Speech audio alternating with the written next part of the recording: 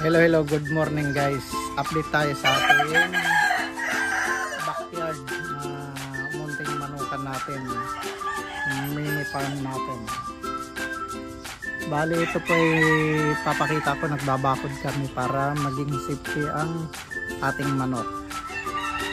Ipakita ko muna sa inyo ang ating manok. Bali yan po. Ang kabuhan ng ating ito, dudublihan pa natin ang bakod ito. Yan, papatungan pa ng yero, kaya nagiging busy ang yung backyard. Ito po. Yan ang ating mga manok. Tour muna ulit tayo. Ating abuhin at ating talisay at ang ating mga palahi. Ito po. Sensya na hindi makita ng malinaw. Bali 6 po na lalaki yan at ayun ang iba. Ito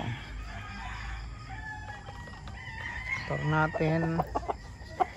Ito ating abuhin, mga palahi natin to. Ito nabili lang namin ito, abuhin. Kaya kada po na yan, palahi natin po yan. Bali dito yung ating binabakuran. Dito, papunta rito. Yung masukal na bahagi dyan, akin na pong pinatabasan yan. Ayan. Ito, palahi na namin ito. Bali ito yung mga materialis nating mga second hand na yero. Yan. Yan po. Ito ang aming binabakuran. Yan. Yan. Bali yan, hindi na natin dudublihan ng yero yan. Doon gagawa ng pinto. Dito, gawa natin ng pinto yan. Diyan ang daan ng papunta sa amin. Ito, lalagyan lang natin ng lambat yung taas. Yan. So, ito hanggang dito lang muna ang aming gawa. Kasi nahihirapan kaming mag ng bato na to.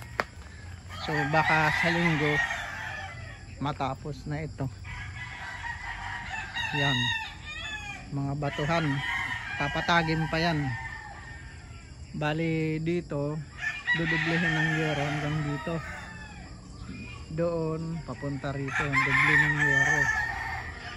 Yan, dito yung masukal na bahagi na ating pinatabasan. So doon, marami may ilalagay na manok dito eh. Ayan. Tapos may manok pa rin tayo doon. Mga lagayan pa ho ng manok ito. So manok namin. Ayan.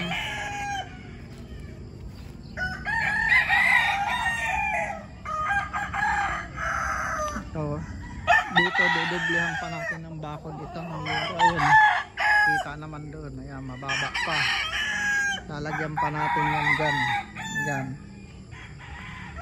Hanggang doon yan. Pag ganon, paikot. Hanggang doon makarating. Tig-isang patong ng yero. Ito hindi na kasi katabi namin manukan din yan. Marami kami magkakatabi dito, manukan. Pati doon.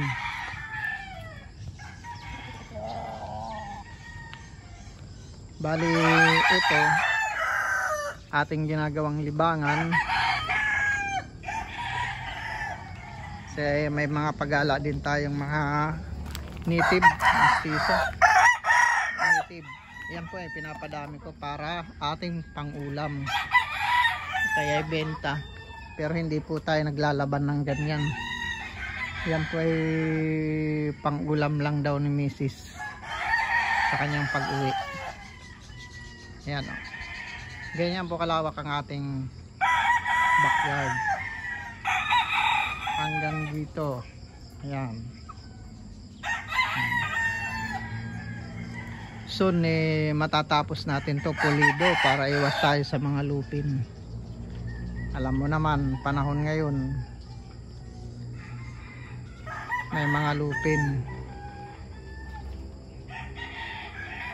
Basta pag natapos namin lahat to, update ko kayo guys, at pakita ko rin sa inyo ang mga kaganapan at pagbabago sa ating backyard. Hanggang dito na lang po. Salamat po mga boss.